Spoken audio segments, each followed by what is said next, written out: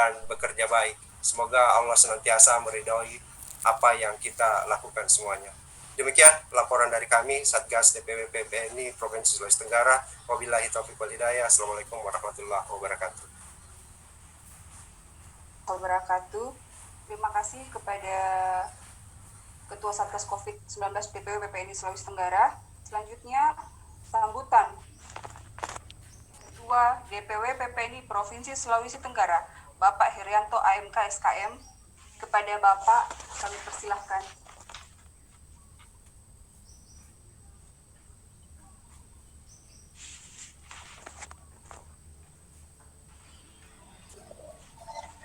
Bismillahirrahmanirrahim. Yang terhormat Ketua Umum DPP PPNI Bapak Harif Fadila, selamat pagi Pak Ketum. Terima kasih sudah berpartisipasi atau sudah mau bersama-sama perawat Sulawesi Tenggara dalam rangka webinar di pagi hari ini. Yang terhormat Ketua Tim Penanganan COVID-19 DPP PPNI, Bang Jajat, terima kasih. Assalamualaikum warahmatullahi wabarakatuh. Selamat pagi, salam sejahtera, Om Swastiastu, Namo Buddhaya, salam kebajikan. Tentunya tidak ada kata yang bisa kami sampaikan selain mengucapkan terima kasih, atau mari kita sama-sama memanjatkan puji syukur kehadirat Allah Subhanahu wa taala karena atas berkat, rahmat dan hidayahnya kita semua masih diberi kesempatan untuk melaksanakan Zoominar pada kali ini dengan topik peran perawat di garda terdepan dalam pandemi COVID-19.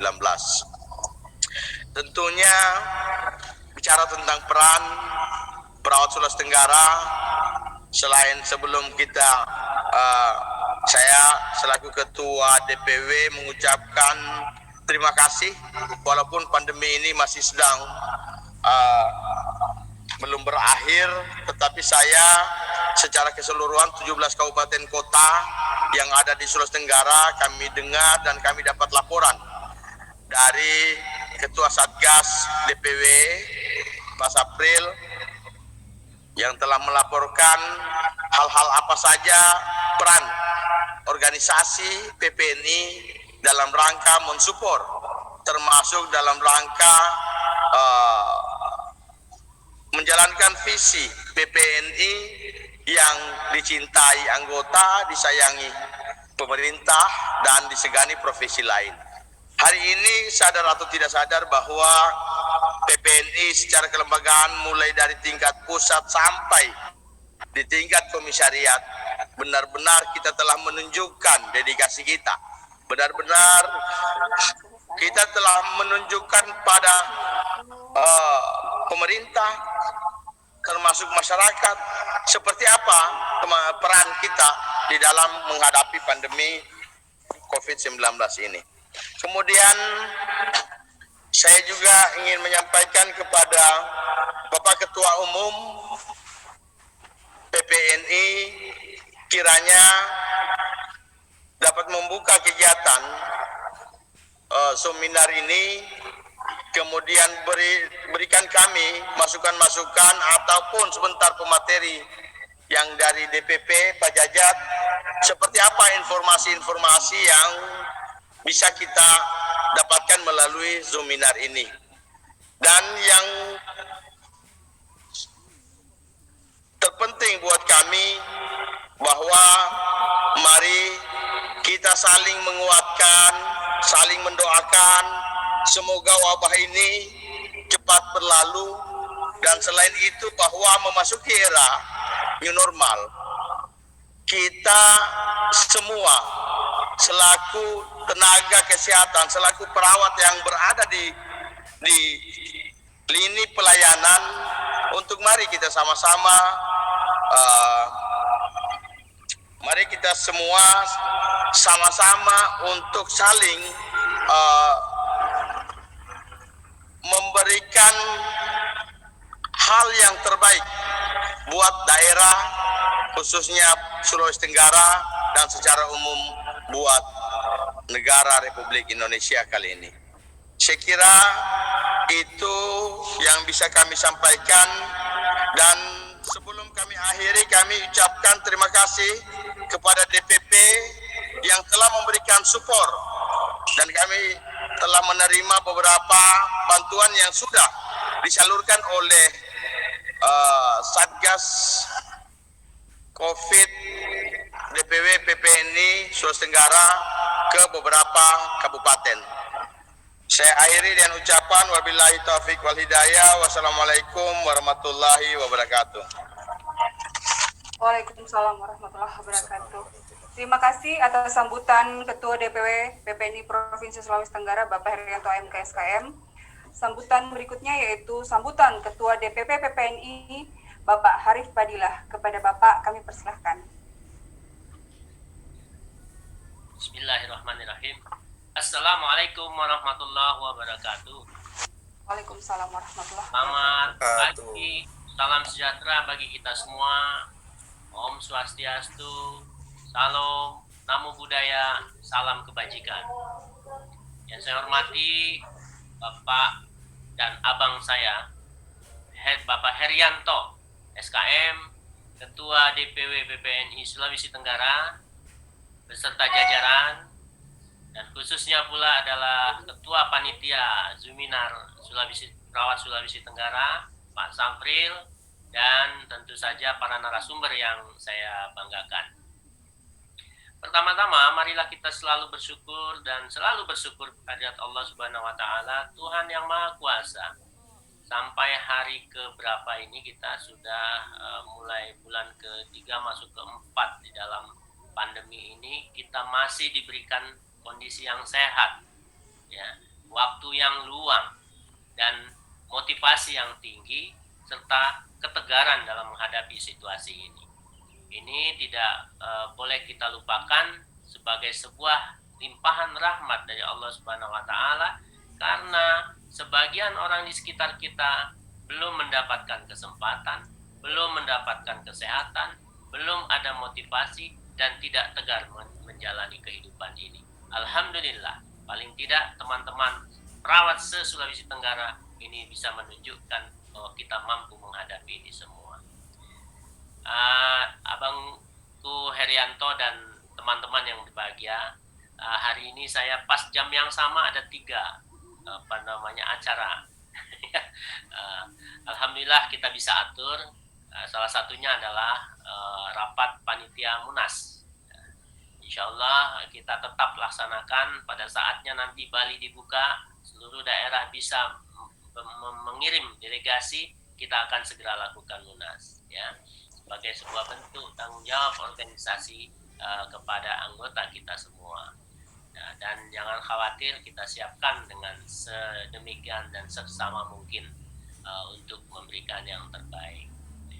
Kemudian juga ada Zuminar DPW DKI Jakarta yang saya sudah insya Allah kita bisa undurkan jam 13. Jadi alhamdulillah saya bisa hadir di sini bersama teman-teman Sulawesi Tenggara, dan juga semalam diingatkan oleh ketua jangan lupa ini melawan lupa katanya gitu.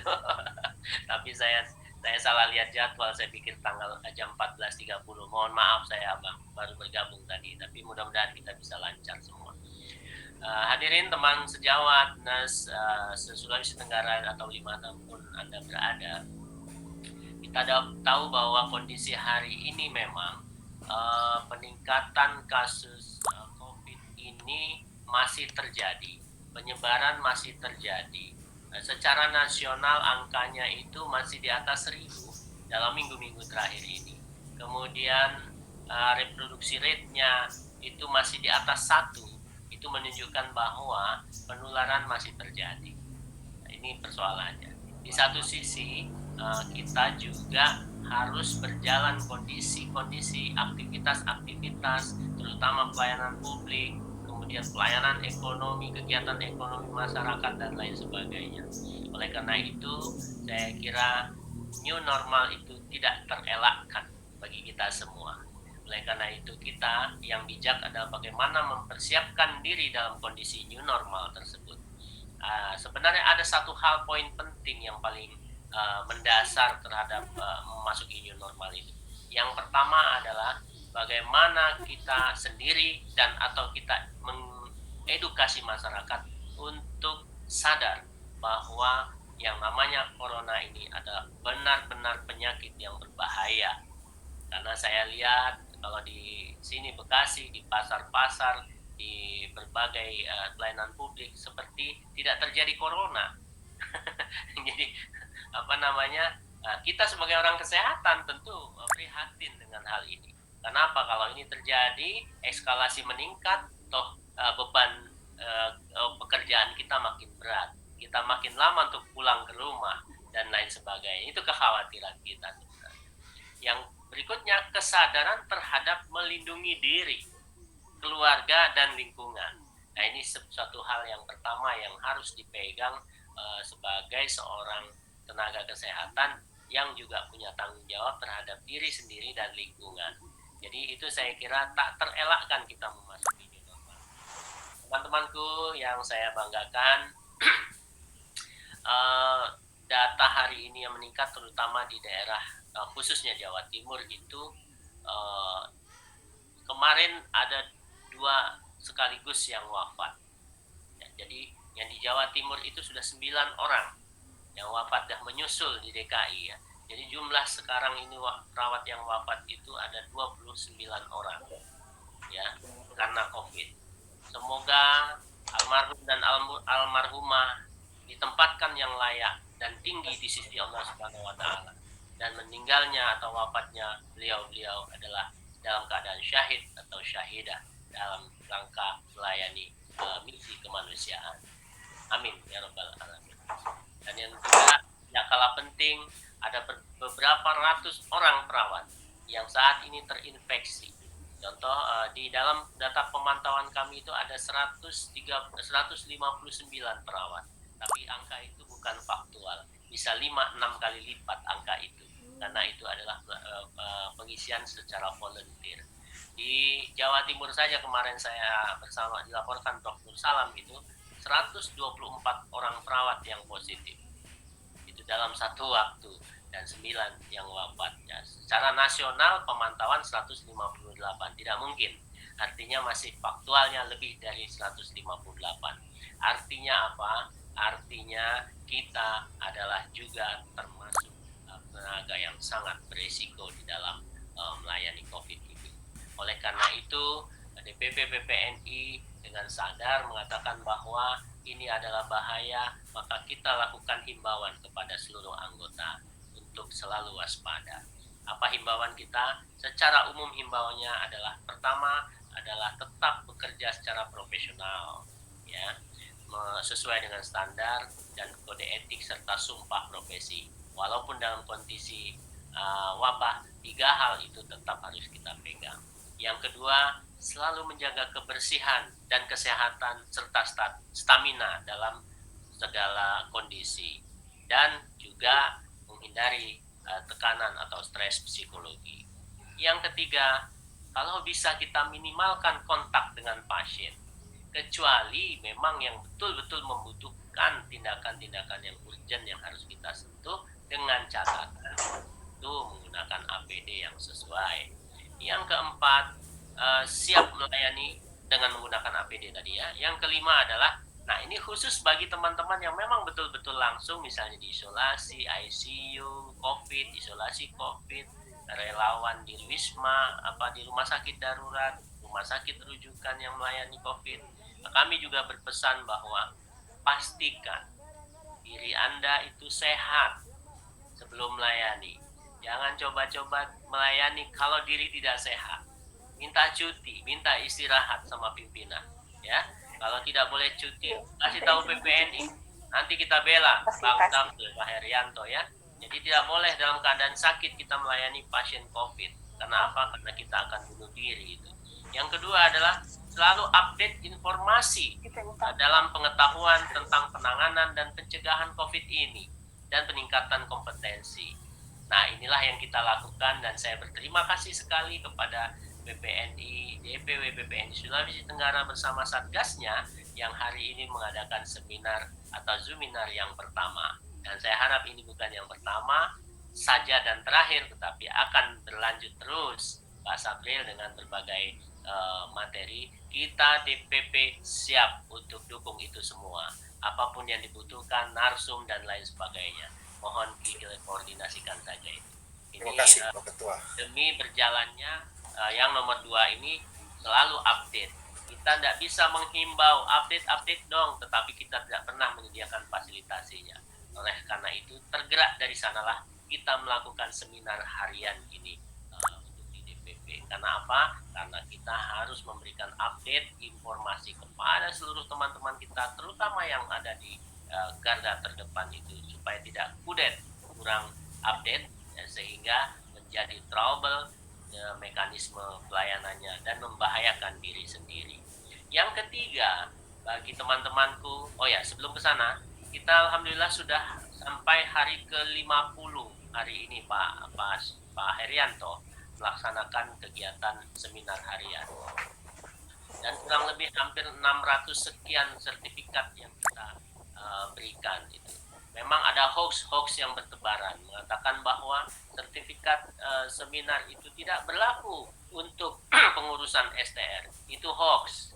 Di dalam kebijakan kita, baik itu SKP yang diberikan DPW maupun DPP, itu dalam kondisi pandemi ini, itulah yang bisa penghargaan, apresiasi yang kita berikan kepada teman sejawat kita yang dalam kondisi COVID ini untuk dapat mendapatkan kesempatan untuk menimba ilmu pengetahuan dan meningkatkan kompetensi. Jadi tolong disampaikan juga berita-berita yang katanya tidak diterima sertifikat atau SKP dari DPW, DPP dalam kondisi Zoominar itu salah. Semuanya kita berikan demi melaksanakan misi disayangi anggota. Bayangkan kalau kita tidak dapat melakukan pelatihan, tidak dapat melakukan seminar, lalu teman-teman membutuhkan dalam kondisi pandemi ini. Bagaimana caranya? Satu-satunya adalah seminar seperti ini. Nah, inilah bakti PPNI kita, DPP, DPW, DPK, dan DPD kepada anggota untuk memfasilitasi ini. Ya, kita belum bisa memberikan sejumlah uang yang cukup untuk Anda semua, tetapi kesempatan ini luar biasa dan ini tanpa dipungut biaya. Ya, dan ini sesuatu yang menurut saya hanya PPNI yang bisa melakukan ini, Pak Herianto.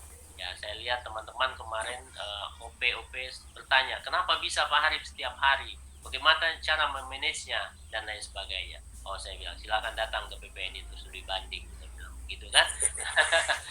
Nah, bagaimana cara mencari narasumbernya yang selalu bisa tersedia? Oh, kita punya banyak, saya bilang gitu ya. Dan ini memang sesuatu sehingga tidak ada halangan pula untuk DPW melakukan hal yang serupa, ya, supaya bisa memberikan yang terbaik pada anggota. Yang berikutnya adalah pesan kita kepada yang memberikan pelayanan langsung, disiplin dalam menggunakan APD. Pengkajian kami dengan teman-teman di Jawa Timur, kenapa banyak sekali yang terinfeksi dan yang juga meningkat yang wafat. Kemungkinan salah satunya adalah karena kita tidak disiplin di dalam APD ini, khususnya pada saat membuka APD. Bukan memasang. Kalau memasang semua sudah wear, ya. Tetapi saat membuka, teman-teman sudah buru-buru mau pulang, mau selesai, itu sudah mulai kurang konsentrasinya sehingga dapat saja tersentuh bagian-bagian yang memang tidak boleh disentuh, sehingga kita tidak sadar diri bahwa kita telah berkontak dengan kuman atau virus itu. Nah, ini barangkali teman-teman, disiplin itu bukan hanya memasang, tapi juga membuka dan membuangnya. Ini saya concern sekali pada pesan ini supaya kita jangan sampai ada yang wafat lagi ini perawat di negeri ini. Karena satu orang perawat wafat, maka sebenarnya negara ini kehilangan melayani 1.000 orang. Ya. Satu orang yang wafat rawat melayani, kehilangan kesempatan melayani 1.000 orang. Coba bayangkan itu. Jadi mudah-mudahan negara ini bisa mendengar apa yang menjadi kepentingan kita ini. Yang terakhir yang tidak kalah penting temanku semua, selalu berpikir positif dalam setiap kondisi. Ini yang penting. Karena berpikir positif ini akan meningkatkan zat-zat yang mengaktifkan imunitas tubuh kita menjadi baik, menjadi meningkat. Dan sebaliknya selalu berpikir negatif, sakwasangka, curiga, iri, dengki dan lain sebagainya akan menyebabkan zat-zat kita akan menyebabkan menurunkan daya tahan tubuh kita. Inilah makanya pesan penting dari DPP yang kami bacakan hari ini untuk dapat semua kita sampaikan pada seluruhnya. Nah, temanku semua yang saya hormati dan saya banggakan, memasuki new normal ini ada 3 hal saja pesan saya. Yang pertama adalah bagaimana perawat tidak tertular dan tidak menjadi sumber penularan. Maka tindakannya adalah 1, laksanakan PPI, pencegahan dan pengendalian infeksi. Ditambah di tempat kerja, ditambah social distancing dan physical distancing. Misalnya di rumah sakit. Kalau di rumah sakit biasa kita sudah pakai masker dan lain sebagainya, tapi waktu aplusan atau operan pagi ke sore timbang terima, kalau bisa sekarang sudah diatur berapa orang yang boleh, kemudian jaraknya berapa, kan gitu ya. Itu jadi social dan physical distancingnya pada saat operan, pada saat ronde dan lain sebagainya. Pada saat visitasi perlakuannya tetap harus seperti itu. Jadi PPI plus physical distancing dan social distancing. Yang kedua tentu saja kita membantu di dalam mempercepat mengurangi jumlah yang terinfeksi dengan cara mempercepat orang sembuh, yaitu kita memberikan pelayanan sesuai standar, dan saat ini kita sudah masuk dengan standar-standar keperawatan termasuk standar 3S dan lain sebagainya. Yang ketiga, sebagai perawat di kode etik kita itu tanggung jawab perawat dan masyarakat. Apa bunyinya? Perawat bertanggung jawab kepada kebutuhan kesehatan masyarakat. Oleh karena itu, maka setiap perawat di dalam lingkungannya harus bertanggung jawab untuk menjadi atau menstimulasi tumbuhnya perilaku hidup sehat bagi lingkungan. Maka jadilah contoh di lingkungan sendiri. Kalau perlu buat cuci tangan di depan rumah, biar orang semua contoh untuk kita. Setiap keluar rumah harus pakai masker, perawat duluan gitu. Sehingga ini bisa menunjukkan bahwa kita menjadi role model di lingkungan. Nah, saya berpikir apa yang diprogramkan Pak Herianto ini yang saya selalu dengung-dengungkan pada seminar juga maupun dengan advokasi, yaitu perawat desa ini. Luar biasa kalau perawat desa ini sudah menasional. Rasanya edukasi masyarakat, promosi masyarakat, prevensi terhadap hal-hal yang seperti ini sudah lebih dari separuh bisa kita atasi, ya. Oleh karena itu negara berhutang kepada kita sebenarnya, ya. Jadi ini yang 3 hal yang ingin saya sampaikan kepada teman-temanku semua, dan mudah-mudahan ini menjadi sesuatu yang lebih baik lagi di masa yang akan datang. Ya, organisasi profesi tentu saja kita semua akan berusaha semaksimal mungkin untuk memberikan advokasi terhadap kepentingan perawat dalam hal pelayanan pandemi ini. Yang pertama misalnya kecukupan sarana dan prasarana, mengurangi stigma, juga dengan dukungan-dukungan misalnya suplemen, vitamin, insentif dan lain sebagainya. Menjadi perjuangan kita semua di PPNI. Oleh karena itu, mari kita bersama-sama. Ya, bagaimana nama PPNI adalah Persatuan Perawat Nasional Indonesia. Dari Sabang sampai Merauke, dari Miangas sampai Pulau Rote, tidak terpisahkan satu Persatuan Perawat Nasional Indonesia. Maka apabila ada satu perawat kita yang sakit di ujung sana, kita merasa sakit. Itulah namanya persatuan. Mari kita tetap jaga kekompakan. Bahwa dalam kondisi yang sulit ini, tetapi kekompakanlah yang akan bisa memberikan dampak positif dan dampak yang kuat terhadap energi yang kuat untuk kita melewati segala cobaan. Oleh karena itu saya ucapkan selamat berseminar. Saya buka seminar kita ini dengan membaca Bismillahirrahmanirrahim, dan salam sehat, salam tangguh, dan salam kemanusiaan. Assalamualaikum warahmatullahi wabarakatuh. Wabillahi taufiq wal hidayah. Selamat sore, selamat siang, salam sejahtera bagi kita semua. Om Santi Santi Santi. Terima kasih. Waalaikumsalam warahmatullahi wabarakatuh. Itulah tadi sambutan dari Ketua DPP PPNI, Bapak Harif Fadila. Selanjutnya kita akan menuju ke acara webinar pertama oleh Satgas Covid PPNI Sulawesi Tenggara dengan judul Perawat di Garda Terdepan Penanganan Pandemi COVID-19.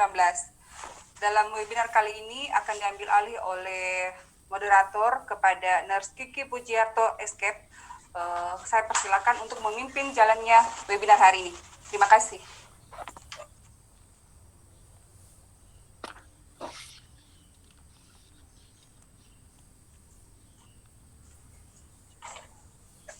Terima kasih Narsatri. Assalamualaikum warahmatullahi wabarakatuh. Selamat siang, salam sejahtera untuk kita semua.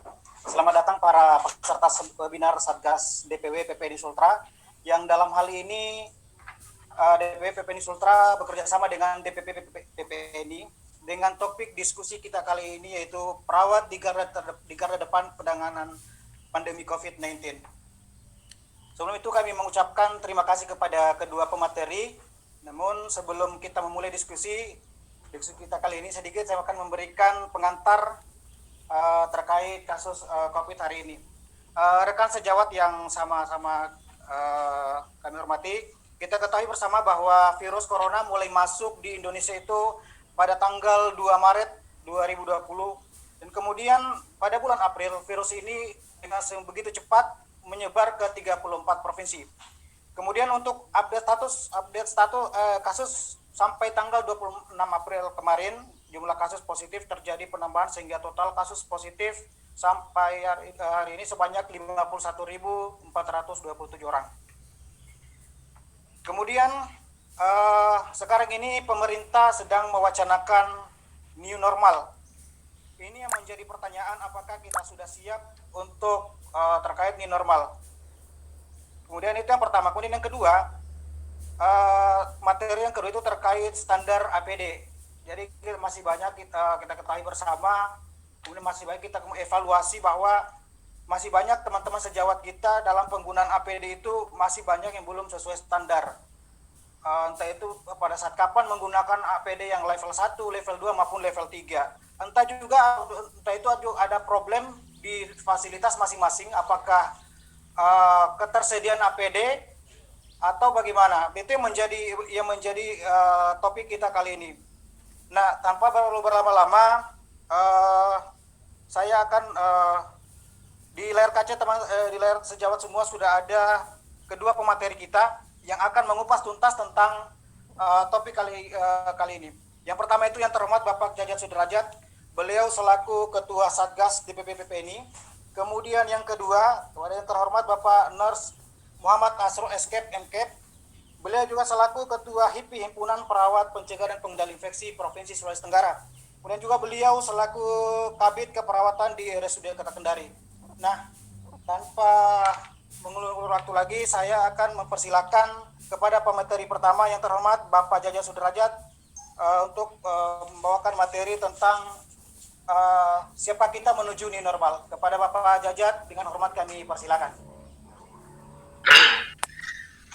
Baik, terima kasih. Assalamualaikum warahmatullahi wabarakatuh. Yang saya hormati Bapak Ketua Umum DPP PPNI, Bapak Nurse Harif Fadila SKP SHM Kep MH. Yang saya hormati Bung Karno Muda ini, Bapak Herianto AMKSKM yang suaranya menggelegar ya. Salam hormat saya. Kemudian Bapak Ibu pengurus DPW PPNI Sulawesi Tenggara,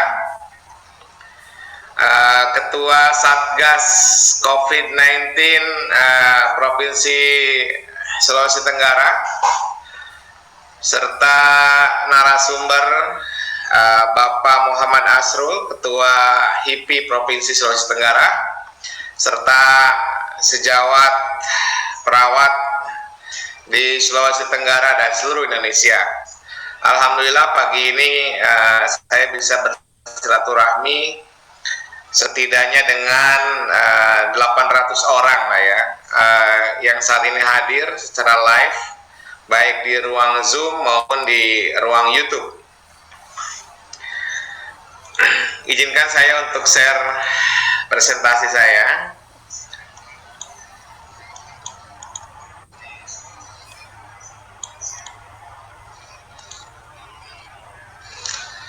Baik, Pak Ketua Umum, Pak Ketua DPW, serta teman-teman Satgas, saya sebetulnya bukan spesialis untuk jadi narasumber, karena setiap hari saya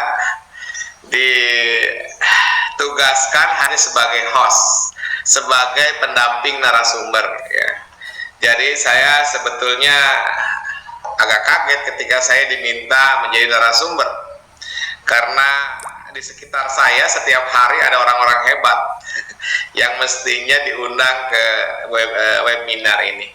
Tapi karena ini yang pertama, saya kira tidak apa-apa.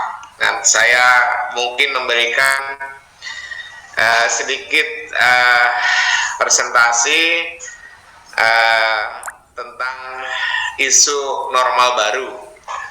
Tapi ke depan saya kira alangkah lebih baiknya nanti narasumber-narasumber dari kepakaran-kepakaran yang lebih spesifik, dan di Satgas juga ada sebetulnya ketua tim pakar. Jadi nanti kalau Satgas Ultra minta narasumber, nanti saya bantu untuk mencarikan yang tepat lah gitu ya.